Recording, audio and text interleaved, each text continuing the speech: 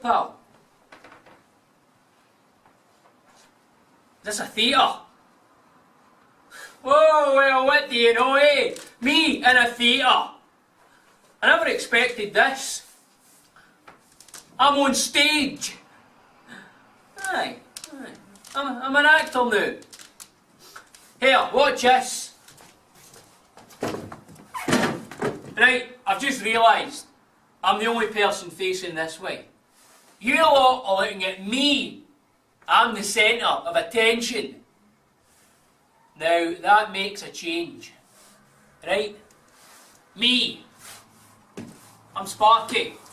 Sparky Harris. I know everything there is to know about getting into trouble. Trust me. I think this is going to be weird. I've, well, not to labour the point, so to speak, but, well, I'm in mid-abscondings from the pleasure of Her Majesty. Get my drift? Oh, and apparently I have anosognosia. They tell me it's a deficit of self-awareness or something. See, the thing is, I don't actually know if things have actually happened to me or not. So yes, right, okay, whatever. Let's press on.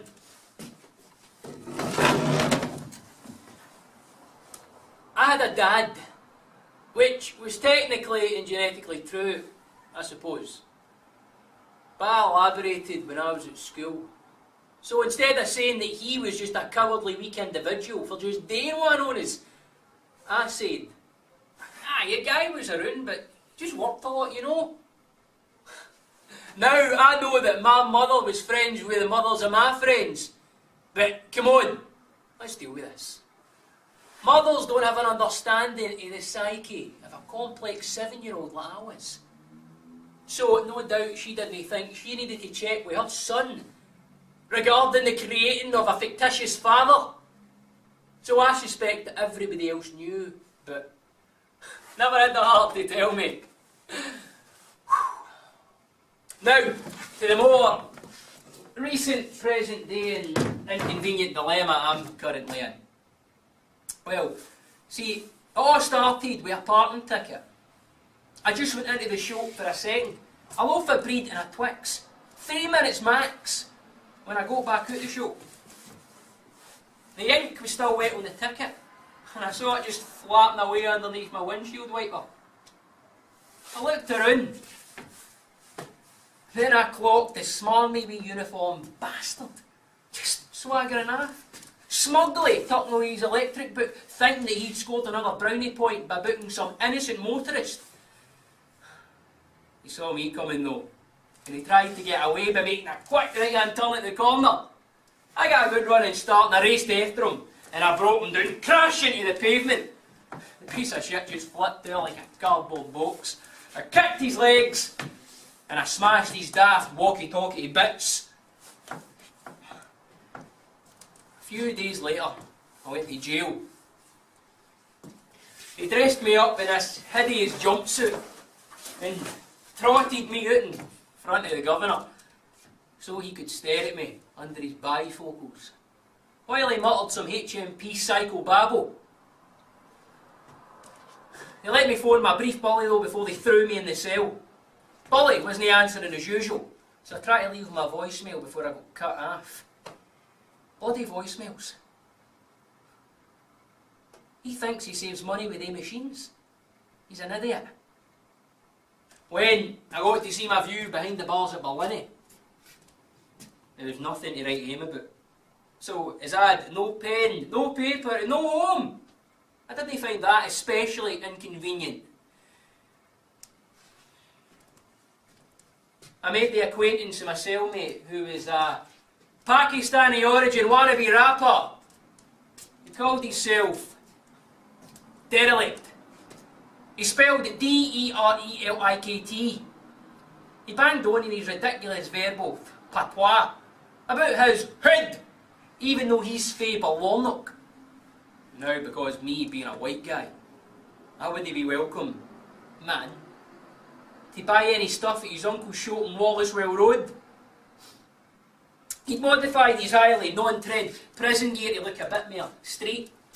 And he had a headband on, covering up this crazy attempt at a funky hairstyle that was more sad than cool. I told him that I could do 50 push-ups, and I'd rearrange his countenance if he didn't ease up on the verbals. He went swaying back and forth, you know, like an arthritic Labrador with a bag of messages for Aldi and each shooter, rapping like a tit. I won't hesitate. If you get me alright, grab that dinner plate until you learn how to navigate whether you is gay or straight. I'll make you my playmate.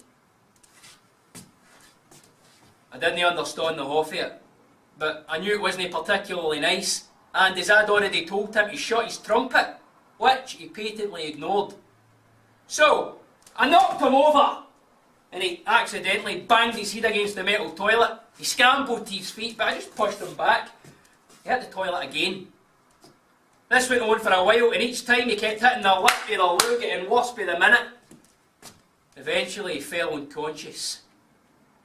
Then I got transferred. So there I was, in the dining hall of Stockton in Edinburgh, when a posse of slack-jawed loons tried to cut me open like a watermelon by brandishing a broken comb. I swiftly sidestepped them though, and I disarmed them with a series of kicks and thrown biscuits that were wet with lukewarm tea. They were such a sad lot. They made me look like Bruce Lee. One tosser deflected a dry biscuit off his rubbery chicken neck and he started greeting, because apparently that was sore. Oh, diddums. And I got transferred.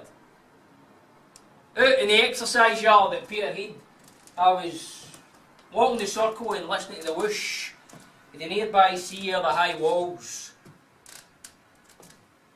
I tried to climb the east wall one afternoon, but the barbed wire proved to be a bit too tricky, even with a pair of stolen oven mitts. That place wasn't so bad though.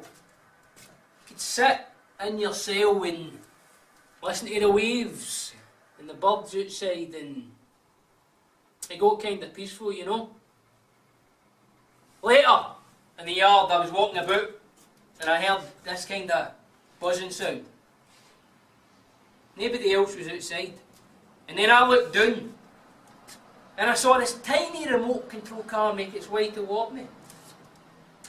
I reached down and I picked up the toy, and it had a note attached to it, telling me to head over to a blind spot near a bench at the far end of the exercise yard.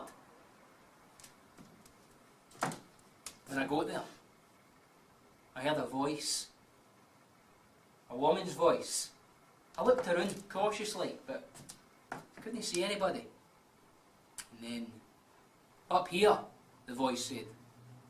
And then I looked to the top of the wall, and I saw the face of the most beautiful woman I'd ever seen. She was smiling and motioning me to climb up a rope she was chucking down. I was like a rat up a drain pipe. She grabbed me, and I kissed her. We fell in love. We escaped arm in arm and spent the rest of the week having quality sex in our one-bedroom flat. We got married in a quick private ceremony, performed by a voodoo priestess who just happened to live up the stair. Before the honeymoon, My new wife took me to John Lewis to buy some stuff. In the home entertainment section, I saw my mugshot on about 50 screens. The colours were off on a bunch of them, and my face was on green or brownish colour. Sick looking. Some security guy spotted me. And he tried to be sneaky by coming up behind me, but I saw his face on one of the TVs. Right next to my own reflection. My televised face. Quickly pretended that I was looking at some computer equipment, and as he was just about to make a lunge for me, I spun round and I swung the computer mouse in his face. It worked like you'd expect. Quick and stealthy. I couldn't help myself though, and I started screaming and swinging the mouse around my head like a lasso. A salesman and 3 hefty big sods acted fast and came at me. One had a big hefty pair of scissors, and they were able to dodge my swinging mouse attack and cut me deep in the belly. And I got my...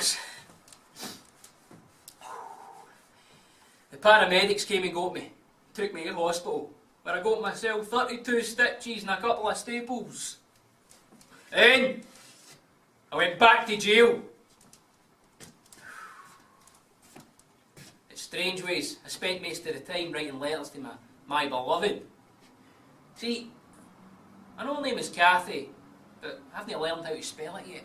See, I don't know whether it's K or C it starts with, so I just decided to call her Athy.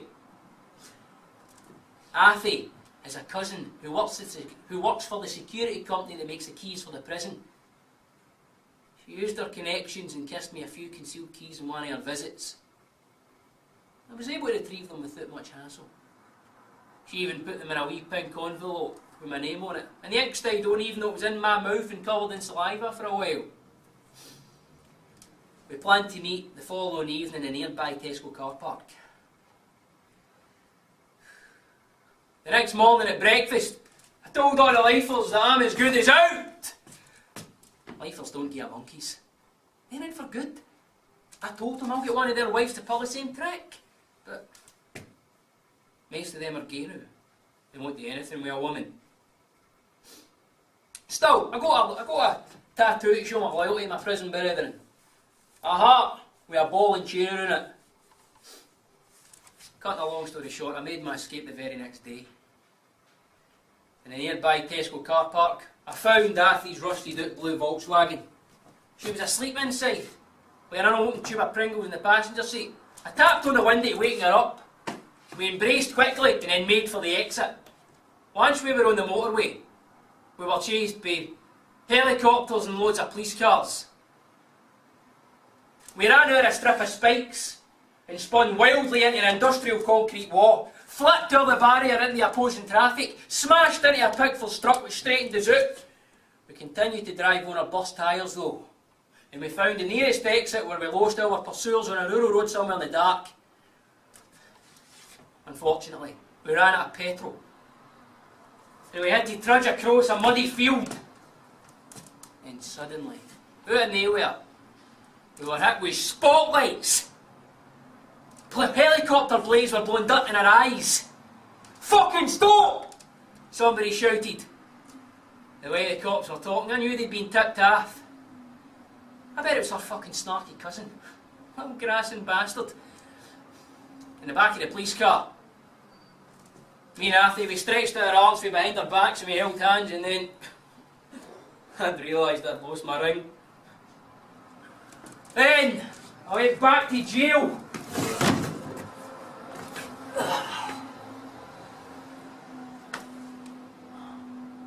I did a lot of thinking when I got put in Wakefield, the monster mansion.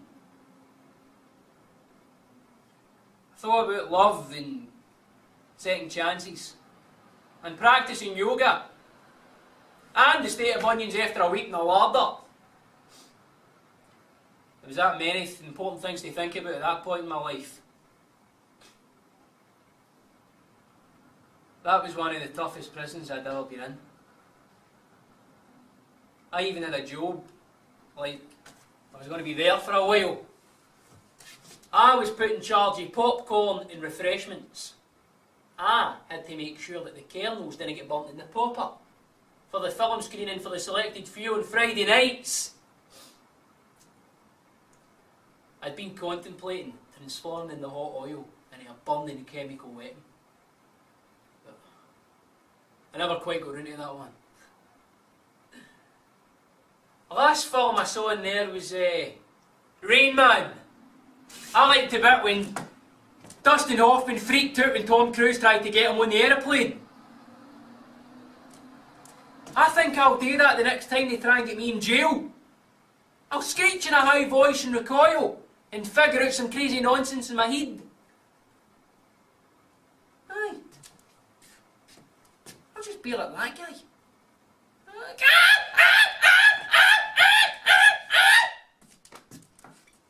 I could be a good actor, don't you reckon? Cops will get all embarrassed and start looking about. And people will wonder what they're doing to me. People will point and shout something like, "Hey, what are they doing to that poor man?" And then the handcuffs will get thrown away.